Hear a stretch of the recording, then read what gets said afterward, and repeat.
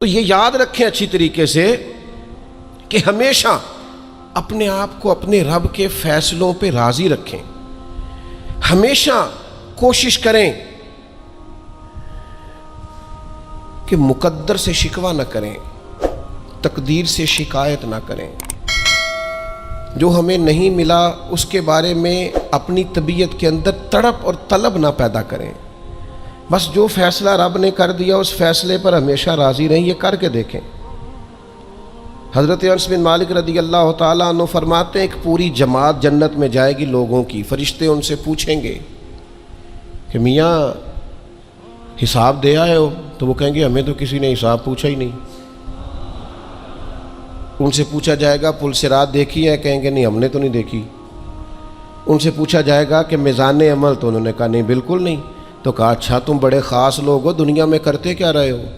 تو کہیں گے کرتے کچھ بھی نہیں تھے، رب کے فیصلوں پہ راضی رہتے تھے.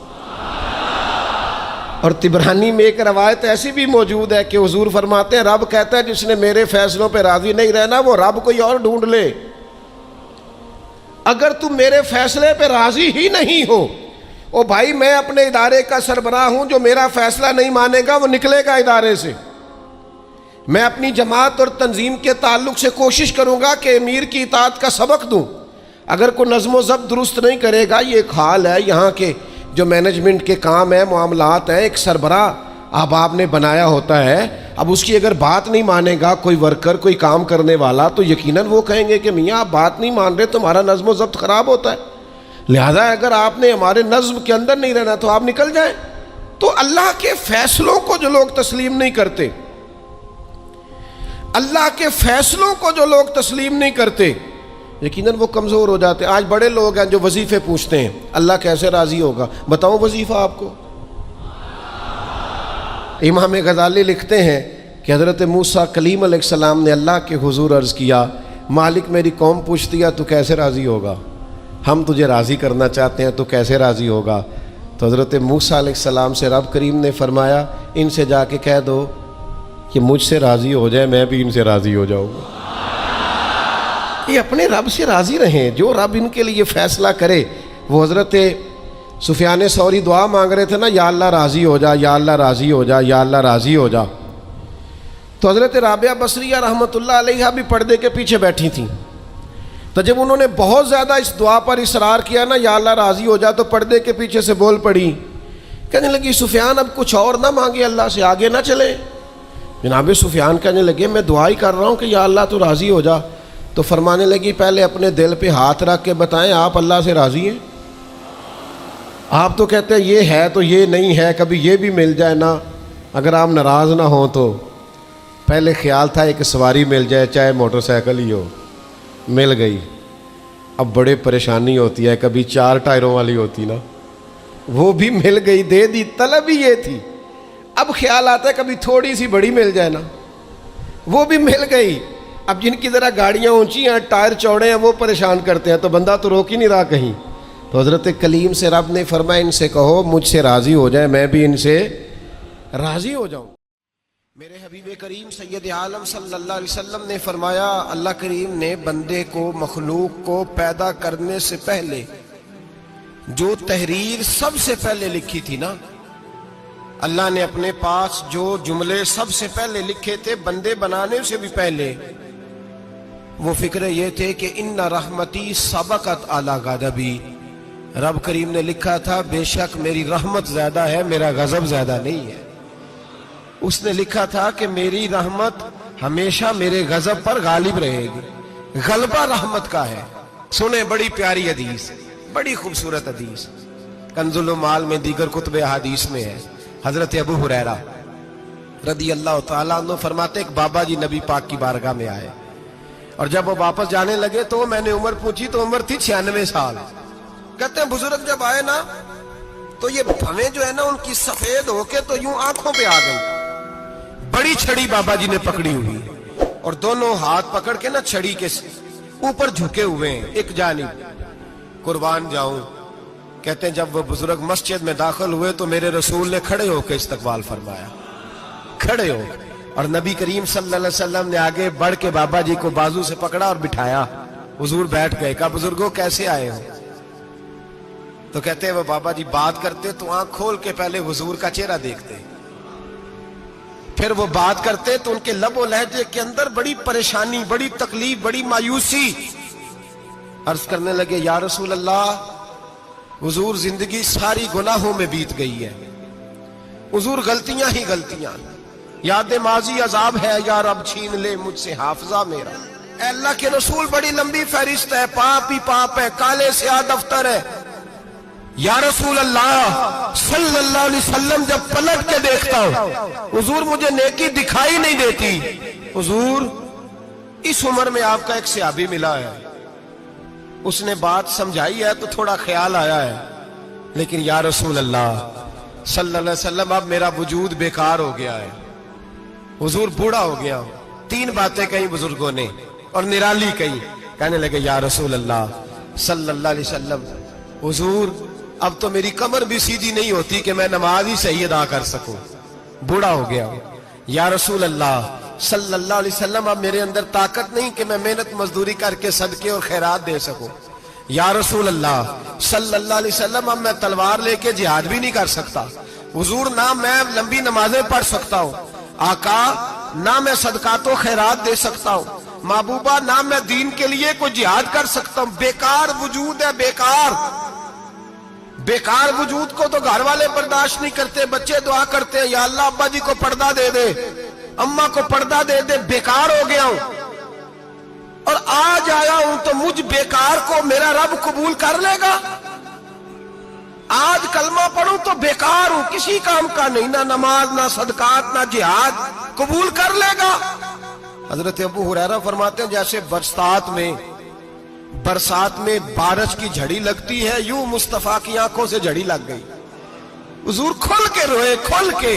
اور میرے حبیب پاک نے فرمایا بزرگوں بڑے مجاہد ہیں، دین کے لیے جہاد کرنے والے بڑے ہیں، رب کریم کو آپ کی تلوار کی اتنی حاجت نہیں، اور فرمایا اس کے خزانے کوئی خالی تو نہیں کہ آپ ہی گویا صدقہ دیں گے تو بھرے جائیں گے، اور فرمایا پھر رب کریم کی شان میں اضافہ نہیں کرتی عبادتیں، وہ تو بندے کو نفع دیتی ہیں۔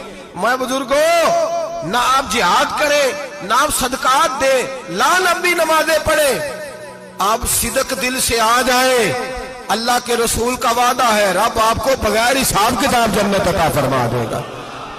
آنا تو شرط ہے کہ نہیں؟ آئیں تو صحیح، نہ پہنچے تو صحیح، آ جائیں، اس کو نہیں عادت صدقات و خیرات کی، جہاد کی، تبلیغ، آئے تو صحیح نا۔ ان العبد اذا عرف ثم تاب تاب اللہ علیہ۔ میرے حبیب نے فرمایا بندہ جب رو کے کہتا ہے نا یا اللہ غلطی ہو گئی معاف کر دے، فرمایا میرا مالک اسے فوراً ہی معاف فرما دیتا ہے۔ تو آ تو صحیح، تو آتا ہی نہیں، تو آ ہی نہیں رہا، تو گھر میں بیٹھا ہوا ہے، تو سویا ہوا ہے، تو دکانداری کر رہا ہے، تو پیسے گن رہا ہے، تو آیا ہی نہیں، آ تو صحیح۔ بلکہ میرے نبی پاک فرماتے ہیں جب اللہ پاک کا بھاگا ہوا غلام آتا ہے پھر تو اللہ زیادہ راضی ہوتا ہے، پھر تو اللہ زیادہ راضی ہوتا ہے، زیادہ راضی ہوتا ہے، تو آ تو صحیح، پہنچ تو صحیح۔ بلکہ صوفیاء تو اور بات کرتے ہیں، وہ کہتے ہیں تو کبھی بھول کے بھی رب رب کرے تو اللہ تو اسے بھی قبول کر لیتا ہے، بھول کے۔ ملا رومی کہتے ہیں بنی اسرائیل کا بندہ ہے، صنم پتھر کو کہتے ہیں، بت کو کہتے ہیں، بت کے سامنے کھڑا ہے اور ساری رات کہتا ہے یا صنم یا صنم یا صنم، اے پتھر اے بت، ساری رات پکارتا رہا۔ رات گہری ہو گئی، نیند کا غلبہ، تھک گیا، سونے کے قریب آیا تو غلطی سے منہ سے نکل گیا یا صمد، یا صنم کی جگہ نکل گیا۔ رب کریم نے فرمایا جبریل دوڑ کے جا، جو مانگتا ہے اسے دے دے۔ حضرت جبریل عرض کرتے ہیں مولا بھول کے تیرا نام لے رہا ہے، بھول کے لے رہا ہے۔ تو رب کریم نے فرمایا چل نام تو میرا ہی لے رہا ہے نا، میرا لے رہا ہے نا، یا اللہ وہ۔ اللہ کریم نے فرمایا جھوٹے کے سامنے ساری رات کا کھڑا ہے، ساری رات کا پکار رہا ہے، اسے کچھ نہیں ملا، تو سچے کا نام لیا ہے، اگر میں بھی کچھ نہ دوں اور بت میں اور مجھ میں فرق کیا رہ جائے گا؟ جا جو مانگتا ہے جھولی بھر کے دے، نام تو لیا ہے نا۔ او بھائی تو بہانا تو بنانا، وہ آ تو صحیح نا، تو یہاں آ جا، پہنچ جا، آ جا، بس بیٹھ جا، اس کی بارگاہ ناز میں حاضر تو ہونا، تجھے فرصت ہی نہیں۔ تو یاروں کے لیے ٹائم نکالتا ہے، بازاروں کے لیے ٹائم نکالتا ہے، گلیوں کے لیے ٹائم نکالتا ہے، چوکوں چوراہوں کے لیے ٹائم نکالتا ہے، ہفتے میں ایک دن ہوٹلنگ کے لیے بھی جاتا ہے، لیکن کبھی چھپ کے 2 نفلوں کی تجھے توفیق نہیں ہوتی۔ اور میں کئی دفعہ کہہ چکا ہوں جس بندے کو بغیر عبادت کے رزق زیادہ ملنے لگ جائے اس پر آزمائش ہوتی ہے رب کریم کی۔ اللہ فرماتا ہے اس کو پیسے دو، اسے آنے نہ دینا، اس کو چل پیسے دوڑ جا۔ لوگ سمجھتے ہیں میں بڑا ذہین و عقل مند ہوں، دیکھو میں اپنی ہوشیاری سے چلاکی سے آگے نکل گیا، تو آزمائش ہے، یہ تو آزمائش ہے رب کریم کی طرف سے، یہ تو اس کی خفیہ تدبیر ہے۔ میرے بھائی اس کی بارگاہ ناز تک جو آ گیا، آنا تو ہماری ذمہ داری ہے کہ نہیں؟ پھر اس کی رحمت آگے بڑھ کے استقبال کر لیتی ہے، پھر اللہ کا فضل اس کو تھام لیتا ہے اس بندے کو۔ اور خدا کی رحمت کتنی زیادہ ہے، میرے حبیب کریم سید عالم صلی اللہ علیہ وسلم نے فرمایا اللہ نے اپنی رحمت کے 100 حصے کیے۔ حضور فرماتے ہیں ایک حصہ اللہ نے دنیا میں نازل کیا ہے۔ کتنا؟ ایک حصہ۔ فرمایا یہ جو ماں بیٹے سے پیار کرتی ہے، باپ بیٹے کے لیے مزدوری کرتا ہے، جو بہن بھائی کے لیے روتی ہے، یہ جو بیوی شوہر کے لیے دعا مانگتی ہے، یہ جو بچے ماں باپ سے پیار کرتے ہیں، فرمایا یہ اس ایک رحمت کا نتیجہ ہے، ایک رحمت کا نتیجہ۔ تو صحابہ کہنے لگے یا رسول اللہ وہ 99 کدھر ہیں؟ نبی پاک نے فرمایا رب کریم نے سنبھالی ہوئی ہے، قیامت کے دن تمہیں عطا فرمائے گا۔ ابھی تو ایک نازل کی ہے، ابھی اللہ نے حضرت یوسف علیہ السلام کے زمانے میں قحط ہو گیا، تو جناب یوسف علیہ السلام نے، چونکہ آپ اللہ کے نبی سے پہلے سے جان گئے قحط ہوگا، تو حضرت یوسف نے گندم پہلے سٹاک کر لی تھی بہت زیادہ۔ باقی علاقوں میں جب قحط پڑا نا، اب سب لوگوں نے مصر کی طرف رجحان کیا گندم لینے کے لیے، تو حضرت یوسف علیہ السلام نے نا شہر کے دروازے پر بندے کھڑے کر دیے، فرمایا جو بندہ آئے نا اس سے 2 سوال پوچھنا، جو آئیں گے لوگ گندم خریدنے، جو آئے 2 سوال پوچھنا، ایک پوچھنا کہاں سے آیا ہے اور ایک پوچھنا لے کے کیا آیا ہے، ایک پوچھنا سمجھ آ رہی ہے بات، اور دوسرا پوچھنا کہ لے کے سونا لے کے آیا ہے، چاندی گندم خریدنی ہے تو کیا چیز لے کے آیا ہے، کہ نقد پیسے لایا ہے، یہ پوچھ لینا۔ جو آئے 2 باتیں پوچھنا، ایک پوچھنا کہاں سے آیا ہے اور دوسرا پوچھنا کیا۔ ایک روایت میں 3 سوال بھی ہیں، لیکن فرمایا پوچھنا 2 سوال ضرور۔ انتظار تھا نا بھائیوں کا کنان سے آنے والوں کا، فرمانے لگے سب سے 2 سوال پوچھنا، جب کنان والے آئے نا ان سے صرف اتنا پوچھ لینا کہ وہ کہاں سے آئے ہیں، اگر پوچھے نا کنان سے آئے ہیں تو پھر یہ نہ پوچھنا کیا لے کے آئے ہیں، پھر میں جیب خود ٹٹول لوں گا وہ کیا لے کے آئے۔ باقیوں سے 2 سوال، جب میرے بھائی آئے نا، بھائی بھائیاں دے ویری ہوندے تے بھائی بھائیاں دیا باواں، جب میرے بھائی آئے تو ان سے یہ نہیں پوچھنا کہ وہ کیا، بس یہ پوچھنا کہ کہاں سے، اتنی بات پوچھنا، باقی میں پوچھ لوں گا۔ آپ فرمانے لگے رب بھی فرشتوں سے کہتا ہے تم قبر میں نا میرے بندوں سے زیادہ سوال نہ کرنا، بس یہ پوچھ لینا مجھے مانتے ہیں، میرے نبی کو مانتے ہیں، قبر میں تم اتنے سوال پوچھ لینا، باقی لے کے کیا ہے وہ میں خود ہی پوچھ لوں گا۔ فرشتوں کے سامنے رب کریم اپنے بندے کو بے آبرو کرنا، بس تو یہ بتا دے اللہ رسول کو مانتا ہے کہ نہیں، باقی جو تیرا حساب کتاب ہے نا اللہ فرماتے ہیں میں قیامت میں کر لوں گا، میں پوچھ لوں گا اس کا کیا علاج کرنا ہے، بس تم اتنا بتا دو مجھے مانتے ہو، میرے رسول کو، میرے بھائی، میرے نبی کریم علیہ السلام فرماتے ہیں جو بندہ توبہ کرنے والا تھا، اللہ کی بارگاہ میں آنے والا تھا، بار بار توبہ کرتا تھا، احساس رہتا تھا، اسے احساس تھا، آیا کرتا تھا، پھر بھی غلطیاں ہو گئی، قیامت کے دن رب کریم اپنے فضل کی چادر اس پہ ڈالے گا، فضل کی چادر ڈالے گا، اور رب کریم اس سے پوچھے گا یہ گناہ کیا تھا، اور نبی پاک فرماتے ہیں اس نے بڑے بھی گناہ کیے، اللہ چھوٹے چھوٹے گناہوں کے بارے میں پوچھے گا، یہ غلطی کی تھی، یہ گناہ، بندہ ڈر رہا ہے، وہ کہہ رہا ہے پتہ نہیں سزا کیا ملے گی، چونکہ دنیا میں بھی ڈرتا رہا، یہاں بھی ڈر رہا ہے، شرط یہ ہے کہ احساس والا ہو، آتا رہو، پھر بھی غلطیاں ہو گئی، خیال کرتا تھا، محنت کرتا تھا، نیک ہونے کی جدوجہد کرتا تھا، کوتاہیاں رہ گئی، یہ گناہ کیا تھا یا اللہ بھول گیا تھا، یہ گناہ کیا اللہ مجھ سے غلطی ہو گئی، یہاں بھی کیا تھا یا اللہ غلطی ہو گئی۔ نبی پاک صلی اللہ علیہ وسلم فرماتے ہیں چھوٹے چھوٹے گناہ اللہ دکھا رہا ہے اور اسے کہہ رہا ہے یہ کیا تھا مانتا جا رہا ہے، رب کریم فرماتا ہے پتہ ہے میں تیرے ساتھ کیا کرنے والا ہوں، ٹانگیں کانپ گئی، یا اللہ پتہ نہیں، فرمایا میں تجھے ان گناہوں کے بدلے نیکیاں دینے لگا ہوں، ان گناہوں کے بدلے نیکیاں۔ نبی پاک فرماتا ہے فٹافٹ ہی بول پڑا، کہنے لگا یا اللہ میں نے تو بڑے بڑے گناہ بھی کیے، اگر تو نے گناہوں کے بدلے نیکیاں دے دیا تو میرے تو بڑے بڑے पाप भी हैं वो दूसरे किधर हैं? तो मेरे हबीब करीम अलैहिस्सलाम फरमाते हैं रब मुस्कुराएगा जो रब की शान के लायक है।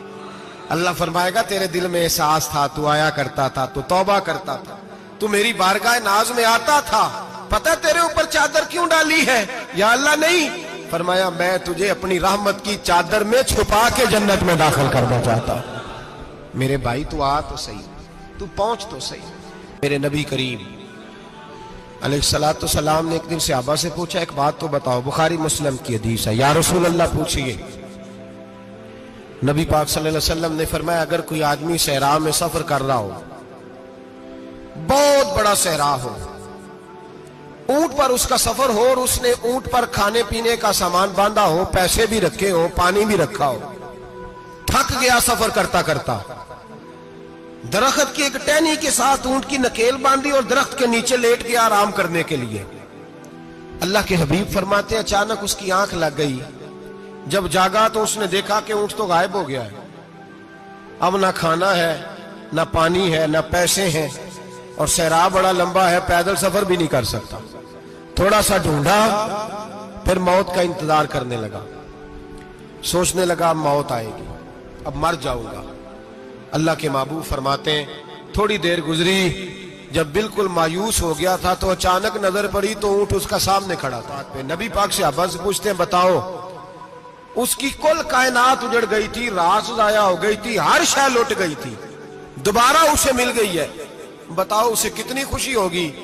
सहाबा कहने लगे या रसूल अल्लाह नई जिंदगी मिल गई उस बंदे को, वो सारी दुनिया से ज्यादा राजी है। तो मेरे करीम रसूल सल्लल्लाहु अलैहि वसल्लम ने फरमाया रब करीम का नाफरमान बंदा जब उसकी बारगाह में आके तौबा करता है तो अल्लाह इससे भी ज्यादा राजी हो जाता है। नाफरमान जब आके कहता है या अल्लाह माफ कर दे, आइंदा नहीं करता, मैं अल्लाह तो राजी हो जाता है। और हबीब पाक अलैहिस्सलाम फरमाते हैं वो इतना करीम है, जब बंदा अपने रब से सुलह कर लेता है, तौबा कर लेता है, तो अल्लाह जमीन को कहता तू भूल जा मेरे बंदे ने गुनाह किया ही नहीं, आसमान से कहता तू भूल जा मेरे बंदे ने गुनाह किया ही नहीं। फिर रब करीम फरिश्तों से फरमाता है कि मिटा दो जो तुमने लिखा था, मैंने अपने बंदे के साथ सुलह कर लिया।